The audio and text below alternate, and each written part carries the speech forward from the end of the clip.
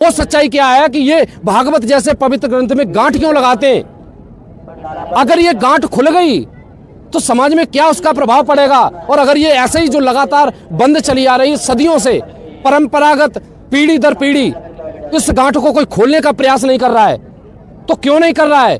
और अगर वो प्रयास अगर करेगा और अगर ये गांठ खुल गई तो इन कथावाचकों की दशा क्या होने वाली है। चलिए पूरी वीडियो की शुरुआत करते हैं और दिखाते हैं आपको वो धमाकेदार सच्चाई जो आज से पहले इतिहास में शायद ही आपने देखी हो। भागवत में बहुत बहुत लंबे कथावाचकों की आपने सुनी होंगी, बड़े बड़े धुरंधर आध्यात्मिक जगत गुरुओं द्वारा आपने आध्यात्मिक ग्रंथों को खोलते हुए देखा होगा। दोस्तों सच्चाई बता रहे आज का ये वीडियो अगर आपने पूरा देख लिया तो मैं समझता हूं 7 दिन की भागवत सुनने के बाद जो लाभ मिलता है साधक को वो आप इस वीडियो में पा करके जरूर जाएंगे। आपको एक ऐसी धमाकेदार सच्चाई से रूबरू कराने जा रहे हैं। तो चलिए इस वीडियो की देर न लगाते हुए अब सीधा शुरुआत करते हैं।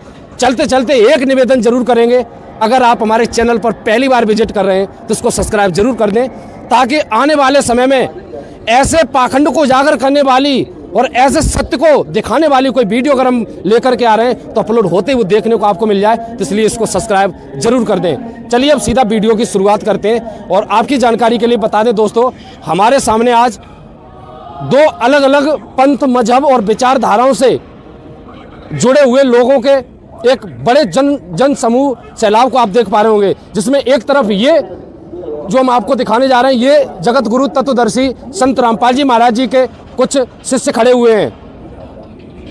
ये संत रामपाल जी महाराज जी के शिष्यों का ये हुजूम खड़ा हुआ है।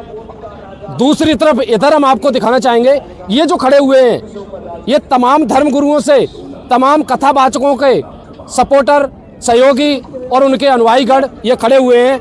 अब इन दोनों लोगों के विचारों से आपको बेबाकी के साथ भागवत जैसे पवित्र ग्रंथ की गांठ को लेकर के जिक्र करेंगे और एक ऐसे आध्यात्मिकता की सत्य को उजागर करता हुआ धमाकेदार वीडियो अब शुरू होने जा रहा है। आपसे प्रार्थना इस वीडियो को पूरा जरूर देखें क्योंकि कुछ लोग भावनाओं भटक जाते हैं और वीडियो को स्क्रॉल मार के आगे निकल जाते हैं और कहते हैं कि ये तो बस फालतू की बातें हैं। तो दोस्तों ये फालतू की बातें नहीं है। जब ये वीडियो आप देखेंगे, जब आप सत्य का निष्कर्ष खुद अपने अंतरात्मा से करेंगे तो आप एक पाएंगे कि वाकई में एक सत्य ऐसा भी है जो हमारे लिए बहुत ही जानना जरूरी था। चलिए इस वीडियो के अब सीधा शुरुआत करते हैं और जानते हैं इधर ये जो कुछ सर हमारे साथ खड़े हैं इन लोगों के विचार। तो आइए वीडियो की शुरुआत करते हैं। जी नमस्कार सर, क्या शुभ नाम है आपका? मेरा नाम है रामविलास सिंह। सर एक चीज बताएं, ये जो पवित्र भागवत महापुराण का जो अनुष्ठान होता है तो सबसे पहले भागवत कथावाचक आकर के उसमें पवित्र ग्रंथ में गांठ बांध करके उसको मंच पर रख देते हैं। तो इससे आप सहमत हैं या नहीं? और ये अगर रखते हैं तो क्यों रखते हैं, एक बार बताएं। क्या जरूरी है ये गांठ लगाना? मैं सोशल मीडिया के माध्यम से ये बताना चाहूँगा कि हमारे जो कथावाचक हैं इनको जिस रामायण ग्रंथ से भागवत सुनाते हैं, पहली बात उनको पूरी हिफ्ज याद है, पूरी हिफ्ज याद है, मौखिक रटी हुई ग्रंथ खोलने की जरूरत ही नहीं। दूसरी बात, वो ग्रंथ इतने मोटे हैं कि जिनका पूरा खंडन करने पर वो शायद 3 महीने में भी कथा पूरी नहीं हो पाएगी। अच्छा, इसीलिए गांठ लगा करके उसको बंद रखते हैं। सिस्टम है 7 दिन का, तो 7 दिन में तो मोटा मोटा स्टेप सुना देते हैं जनता को, इसलिए उसमें गांठ लगा रखी उन्होंने। तो दोस्तों सुन लिया आपने, भागवत कथा में गांठ इसलिए लगाई जाती है क्योंकि वो बहुत मोटा ग्रंथ है और उसको अगर लगातार पूरा करेंगे तो कम से कम महीनों बीत जाएंगे। तो ये तो थे इन सर जी के विचार। अब इसका उत्तर हम तत्वदर्शी संत रामपाल जी महाराज जी के शिष्यों से प्राप्त करते हैं कि ये भागवत ग्रंथ में गांठ लगने का इनके हिसाब से क्या प्रावधान है, क्या ये सही है गांठ लगना या गलत है। तो आइए बेबाकी के साथ इधर से उत्तर जान लेते हैं। जी सर, क्या कहना चाहोगे? जैसा कि अभी भाई साहब बता रहे कि आप कुछ भी इन्हें पूछ लो और ये सारा कुछ जवाब देने को तैयार है, आप क्या कहोगे? आप देखिए भगत जी, ना तो इनके कथावाचकों को जानकारी है ना उनके शिष्यों को जानकारी है। ये तो मनमाना आचरण कर रहे हैं ना इनको। अच्छा ये बताइए, समाज में अभी तक कितनी इन्होंने समाज में आज के देख रहे हैं हिंदुस्तान में सबसे ज्यादा कथावाचक हैं और सबसे ज्यादा मोटी रकम लेते हैं और सिर्फ पाखंडवाद और स्टेज पर मुजरा कराने का काम करते हैं, इससे ज्यादा कुछ नहीं करते। ठीक है, इनको पूछिए, इनके बारे में जानकारी लीजिए, क्या जानकारी है इनको बताइए। वो तो बता रहे हैं कि भागवत जैसे पवित्र ग्रंथ में गांठ इसलिए ये लोग लगवाते हैं तो वो 1 महीनों में भी पूरी नहीं हो पाएगी। नहीं भगत जी, भागवत जैसे ग्रंथों में इसलिए गांठ लगाते हैं कि इनको ग्रंथ के बारे में कोई जानकारी ही नहीं है। अगर जानकारी हो तो खोल के बताएंगे ना।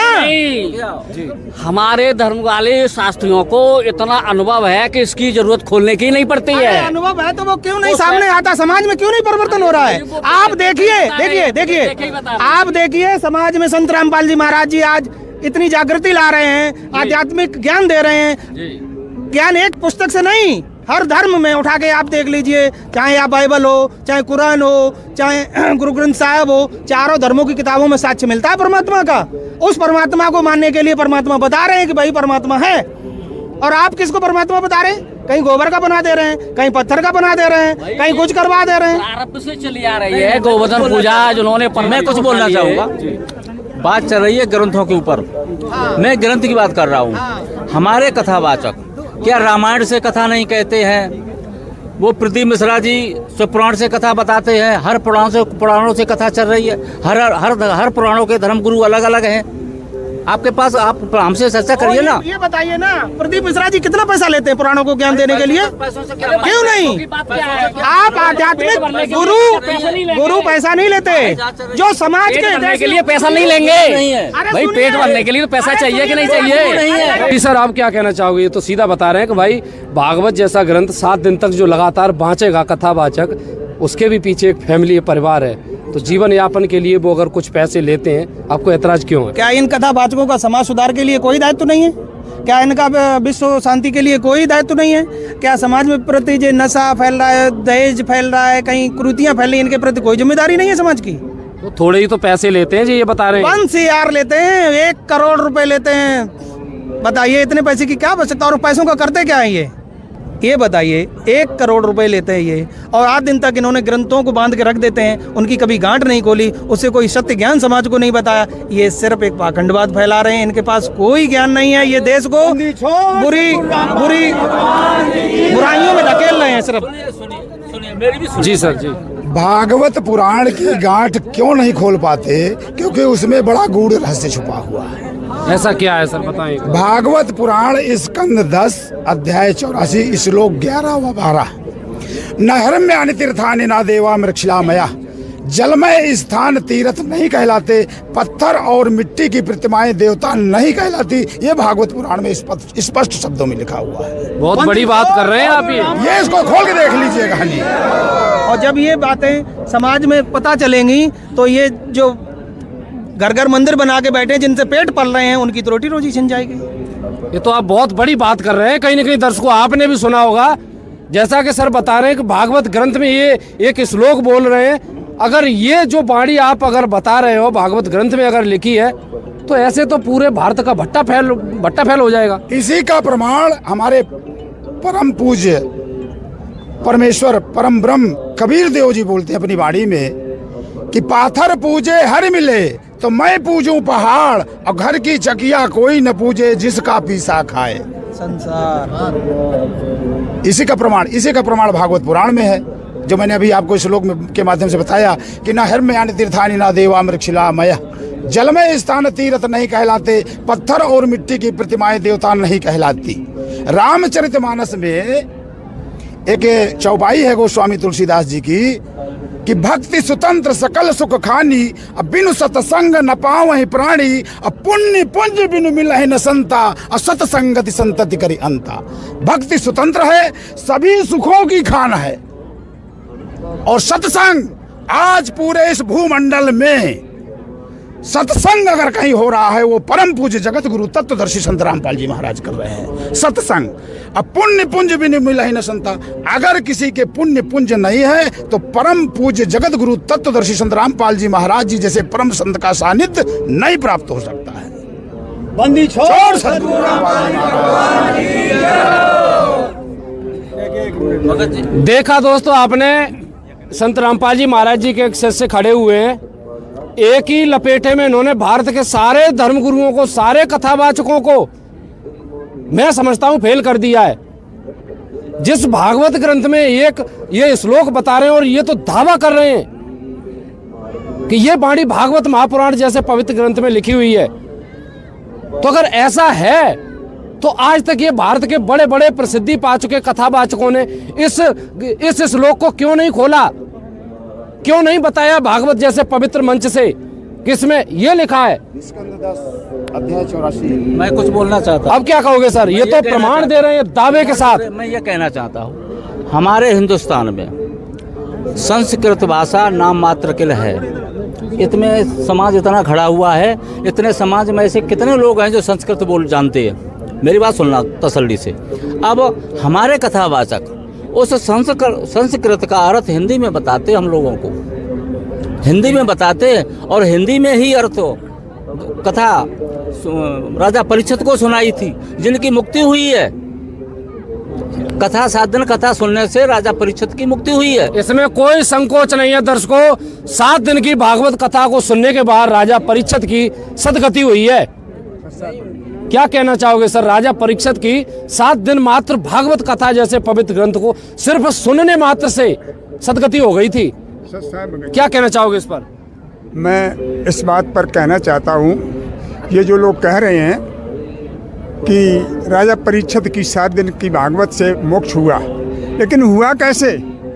उस समय जितने इस पृथ्वी मंडल पर शास्त्री थे, ज्ञानी थे, विद्वानी थे, राजा परीक्षित ने सभी से जाकर के कहा कि मेरे यहाँ भागवत कहनी है। तो उस समय की बात नहीं कर रहा हूँ, उस समय जिस समय द्वापर का अंत था जी और कलयुग का शुरुआत था, उस समय इस पृथ्वी पर कोई भी ऐसा शास्त्री नहीं था, कोई भी ऐसा ज्ञानी नहीं था, कोई भी ऐसा पंडित नहीं था, कोई भी ऐसा संत नहीं था जो उस भागवत को कहने योग्य होता। मगर जी सभी ने हाथ खड़े कर दिए। ब्राह्मणों ने कह दिया कि मैं भागवत कहने योग्य नहीं हूँ, ऋषियों ने कह दिया, 88,000 दिग्गज ऋषियों ने कह दिया मैं भागवत कहने योग्य नहीं हूँ, और यहाँ तक 33 करोड़ देवताओं ने भी हाथ खड़े कर दिए, मैं भागवत कहने योग्य नहीं हूँ। भगत जी उस समय जब सभी ने हाथ खड़े कर दिए तो राजा परीक्षित उस वेद व्यास जी के पास पहुँचे जिन्होंने इस भागवत की रचना की, और जाकर के प्रणाम किया, नमन किया और कहा कि महाराज ऋषिवर, आज इस पृथ्वी पर शेष आपके पास अंतिम इच्छा लेकर आया हूँ, और अगर आपने इसे स्वीकार नहीं किया तो मेरे यहाँ भागवत नहीं हो पाएगी, और अगर भागवत नहीं हुई तो मेरा कल्याण नहीं हो पाएगा। उस समय जब राजा परीक्षित ने वेद व्यास जी से पूछा तो उन्होंने वेद व्यास जी ने भी हाथ खड़े कर दिए थे और कहा कि राजन, मैंने भागवत की रचना की है, लेकिन मैं भागवत के कहने योग्य नहीं हूँ। तो मैं आप सबसे जानना चाहता हूँ, जिसने भागवत की रचना की उसने भी हाथ खड़े कर दिए थे कि मैं भागवत कहने योग्य नहीं हूँ। फिर आप बताइए, आज तो वो शास्त्री हैं घर घर में घूम रहे हैं, वो शास्त्री जो दारू पी रहे हैं, गुटखा खा रहे हैं और सारे अमल कर रहे हैं, ये अमल करने वाले शास्त्री जिनके कथाओं कहने से, जिसकी भागवत कहने से कैसे उद्धार हो सकता है और कैसे मोक्ष हो सकता है? सतगुरु रामपाल जी भगवान की, जबकि उस समय जब वो महान संत थे, महान ऋषि थे, दिग्गज ब्राह्मण थे और वेद के वक्ताओं को जानने वाले थे, फिर उन्होंने भी स्वीकार नहीं किया था कि मैं भागवत कहने योग्य हूँ। और आज तो घर घर में बच्चे नहीं कहते हैं, जो लड़कियां भागवत कह रही हैं उनको भी कहते हैं कि भाई हमको क्यों बुलाया? अरे यहाँ से वो लड़की बहुत भी विद्वान थी, जबकि आज यहाँ पर सब लड़कियाँ कहते हैं यहाँ भी विद्वान, वो भी विद्वान, वो भी पंडित विद्वान, लेकिन भागवत को कहने वाला कोई नहीं है। भगत जी उस समय भी नहीं था और आज भी नहीं है। आज परमात्मा ने सिद्ध कर दिया, आज परमात्मा ने सिद्ध कर दिया। जो सत्य कथा को जानता है, जो सत्य को जानने वाला है, गीता में गीता अध्याय 13 के श्लोक नंबर 11 में कहा है, अध्यात्म ज्ञान में नित्य स्थिति और तत्व ज्ञान के अर्थ रूप परमात्मा को जानना, ये सब ज्ञान है और इसके विपरीत है वो सब अज्ञान है। बोलो सतगुरुदेव। और वो तत्व ज्ञान देने वाला और वो सत्य ज्ञान देने वाला संत रामपाल जगतगुरु महाराज जी के अलावा और इस विश्व में दूसरा कोई न ब्राह्मण है, न कोई संत है, न कोई सतगुरु रामपाल जी भगवान की जय।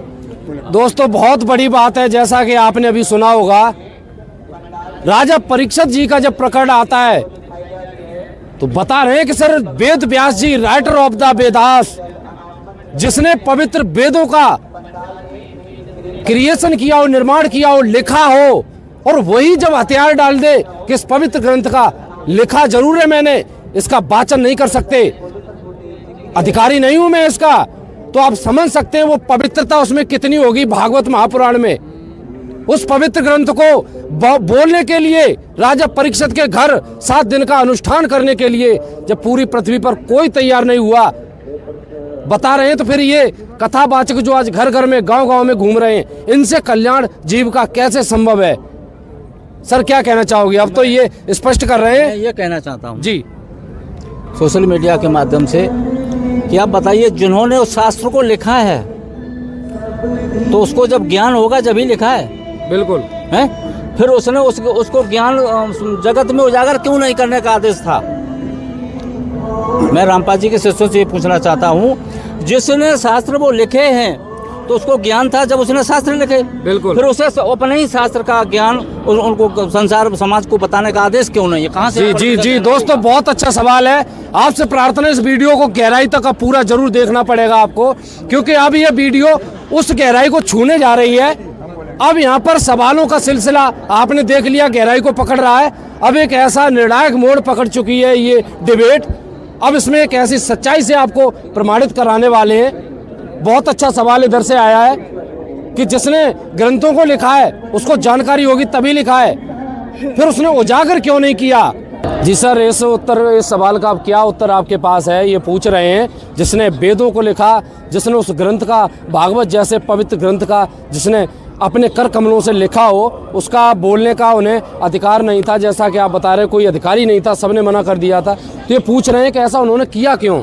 सर साहब भगत जी, आपको मैं कहना चाहूँगा, जैसे कि उन्होंने वेद व्यास जी ने उस ग्रंथ की रचना की थी, लेकिन उन्होंने इसलिए कह दिया, कैसे कह दिया कि मैं उसको कहने के योग्य नहीं है। हमारे गुरु तत्वदर्शी संत रामपाल जी महाराज जी बताते हैं कि आप 4 वेद 6 शास्त्र 18 पुराणों के ज्ञाता क्यों ना हो जाएं, लेकिन आप जब हम ज्ञान देंगे तो जो उसका उत्तराधिकारी होगा वो वचन उसी को फलेगा जो उसका उत्तराधिकारी होगा, और जब जो उसके देने का उत्तराधिकारी होगा उसी के द्वारा वो वाणी प्रभावित करेगी। बाकी उसी बात को जैसे परमात्मा ने उदाहरण दे करके कहा कि कहीं पर कोई नेता लोग आता है और उससे पहले वहाँ वक्ता और लोग होते हैं, वो कहते रहे कि ये होगा, ये होगा, ये होगा, कभी नहीं हो सकता है, और वही शब्द आकर के नेता वो 2 शब्दों में बोलता है, तो उसके बोलने का प्रचार प्रसार, उसके बोलने का असर ये होता है कि वो उकार वहीं तत्काल शुरू हो जाना चाहता है, और उससे पहले और लोग बोलते रहते हैं, उसका कोई भी असर नहीं होता है। इसी तरह से परमात्मा कह रहे हैं, जो भी संतों का, जो भी ग्रंथों का ज्ञान है, जो भी शास्त्रों का ज्ञान है, जब तक अधिकारी के पास नहीं होगा, जब तक उस अधिकार नहीं होगा उसको ज्ञान देने का, और अधिकार न होने वाले से ज्ञान लिया जाएगा तो आपको फल नहीं सकता है। इस बात को वेद व्यास जी अच्छी तरीके से जानते थे। मैंने इसकी रचना की है, लेकिन मैं भागवत कह करके, जिसका मूल उद्देश्य था कि राजा परीक्षित को मन से, तन से और यहाँ धन से और संसार से विरक्त करना मेरे बस की बात नहीं थी। मतलब दूसरे के भाव को परिवर्तन कर देना। वो अपनी वाणी पर भी विश्वास था। वो लोग डरने वाले थे, उस समय जो भी शास्त्री थे, विद्वान थे, पंडित थे, डरने वाले थे कि मैंने कहा और इस पर असर नहीं हुआ तो उसका पाप मुझे लगेगा। ऐसा विचार करके उन्होंने सभी ने हाथ खड़े किए थे। तब उस समय स्वर्ग में गए हुए सुखदेव जी को मतलब आमंत्रित किया गया, तो सुखदेव स्वर्ग से पुनः लौट करके पृथ्वी पर वापस आए थे। तब सुखदेव ऋषि उस भागवत के कहने के अधिकारी थे, जैसे कि आज वर्तमान में उस ज्ञान को देने वाले अधिकारी तत्वदर्शी संत रामपाल जी महाराज के अलावा विश्व में कोई दूसरा संत नहीं।